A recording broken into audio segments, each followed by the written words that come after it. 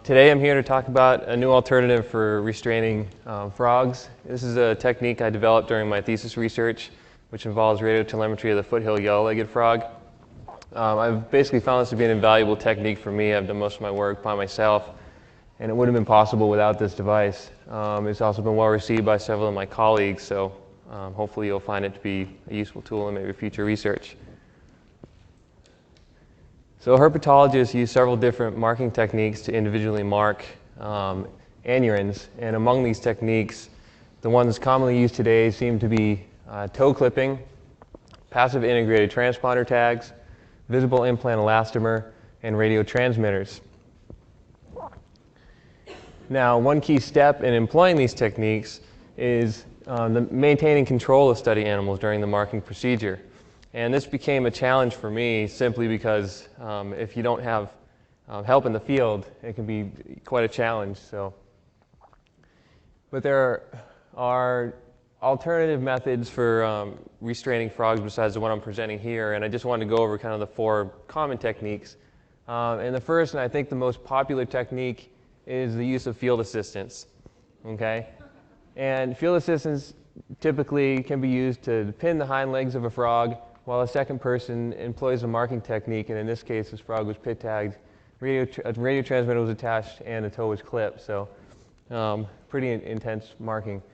But one drawback to field assistance is that they're very expensive typically. And another thing is it usually involves a fair amount of time in order to acquire assistance to come out in the field. So effective, but a few drawbacks. Another common restraint technique is the use of anesthetics. This is another effective technique for marking animals or restraining animals, but again, some negative aspects about it. They're chemicals that cost money, and they're also fairly time intensive, where animals take somewhere between 30 to 45 minutes to be revived after being put down. Yet another technique that I'm aware of is the use of Ziploc bags. This is an inexpensive technique. However, it does have some limited application.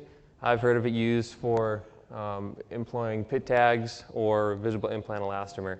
But if you're trying to put a radio on an animal and restraining it with a Ziploc bag, it's just not going to work. And the final restraint technique is this device termed the strapper. This was published in Herp Review by Christie in 1998. And it is supposedly a very effective means for restraining ranid frogs. And I don't dispute this.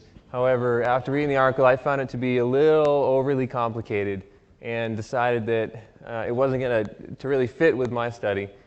And it is for these reasons why I decided that I needed to come up with a new device for restraining frogs. And this is where I'd like to introduce the Ranid Restrainer. But there's two holes drilled in it, approximately 1/3 its longest length.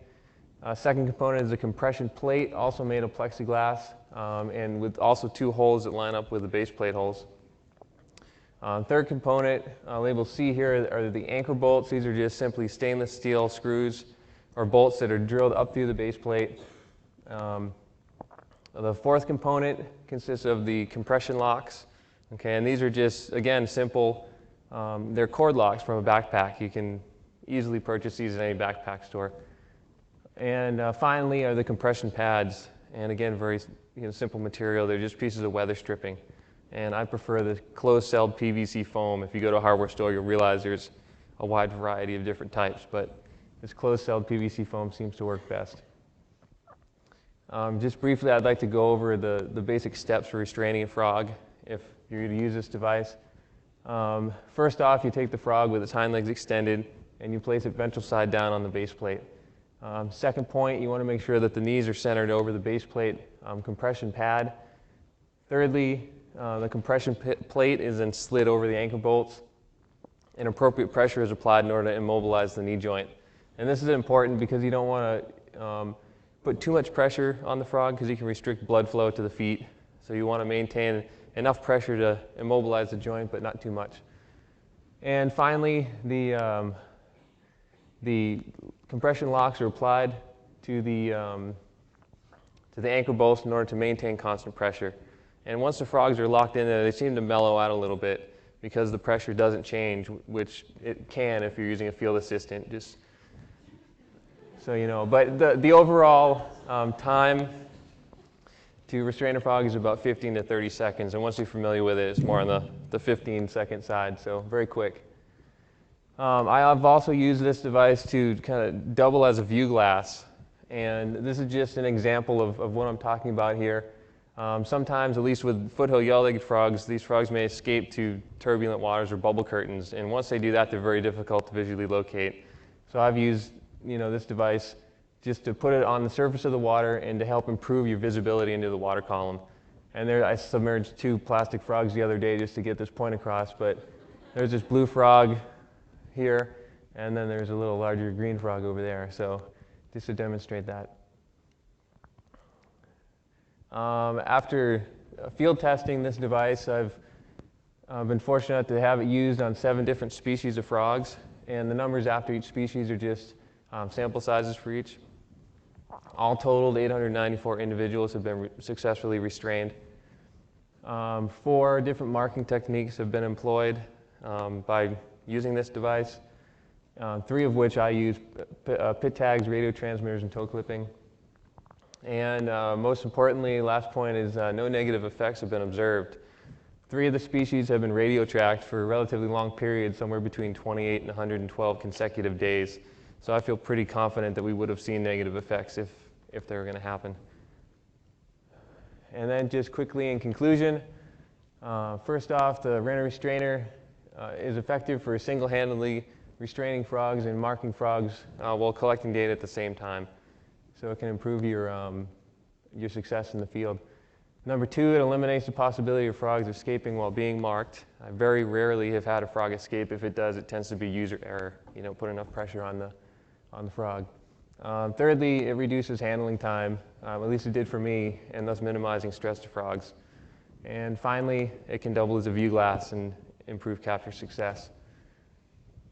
And lastly, of course, I'd like to thank a few people that have helped me. First off, I'd like to thank Don Ashton, Bill Burrows, Louis McCrager, and Marty Reed for their help in developing this device and construction.